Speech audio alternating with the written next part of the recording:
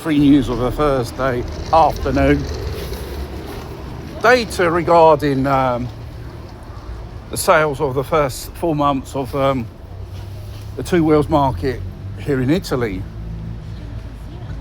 is very encouraging, but not so much for the brand of the Piaggio, which managed to obtain 3.1% of the market regarding, for example, overseas competitors which are competing in its own home market, like for example Yamaha, which has reached 14% of the market, which is remarkable after last year performance of sales, which were down for mainly for all, but for Piaggio was double the losses, and I don't think there's much to celebrate. This means the home market, Italy, the punters are buying more foreign vehicles because the fact they're a lot more cheaper and probably the quality is a lot more better, and they come out with new models. The problem is this company Piaggio, they shut down their operations of research and developments about a month ago. It's 11 years. They have no idea or project to work upon to develop probably a new model. And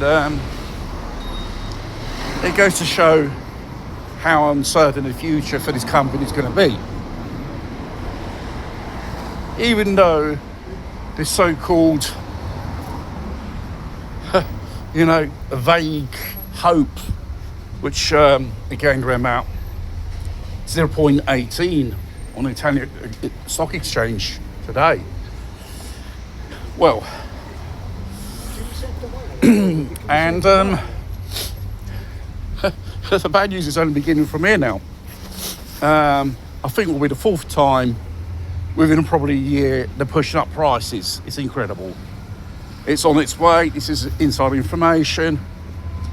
And regarding the profits for the first 6 months, that should be coming around about June, that period there. But forecasts are already saying it's going to be a real bad profit margin and possible losses of a certain entity as well. And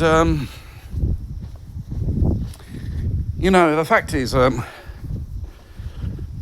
you push up the prices of your vehicles and you don't renew new models, you do the same old thing. It's a bit like you're producing the Ford Model T.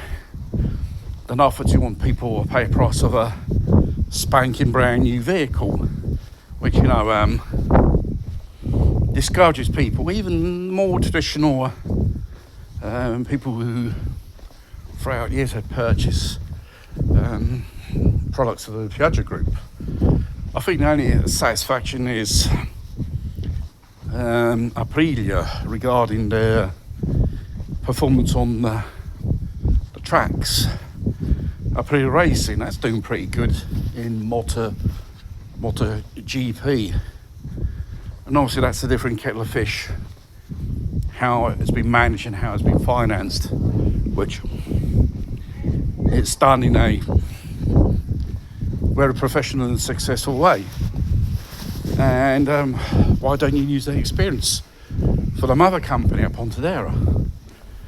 The same type of level of management. The problem is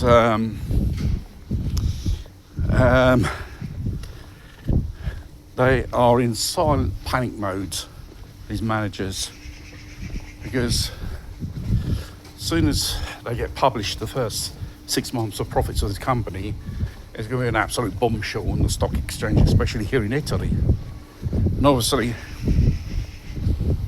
the uncertainty is growing, and people think this company will pull itself up within 2028. Their invoices are saying it might even change owners. If it change owners, that means redundancies, restructuration, sizing down a company, they're interested in the pieces which probably has still a future. The rest, when the company's been taken over by another, like many companies, jobs will be cut. This is the reality, which in 2 years, it's just around the corner, basically. And after the visit of the President of the Republic, Sergio Mattarella, I think interest regarding the future of this company, apart from the local institution of Rome, sincerely, they don't give a monkeys about it. They know what's it's going to be, its destiny. Could change hands. This is the most probably will happen, because obviously after the death of the late Roberto Colonnini, when Michele Matteo Colonnini had taken over the company, things just gone from bad to worse, basically. Let's face it. And the numbers speak for themselves. And no dividends for the shareholders this year. And obviously this is rumour of the buyback scheme, which has been floating around. This is another inside information which